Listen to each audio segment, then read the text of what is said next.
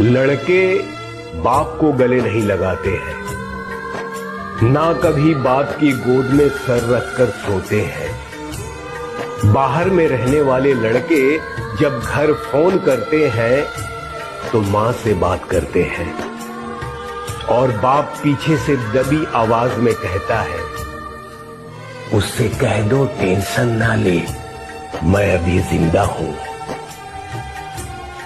आपको मेरा सलाम है सर।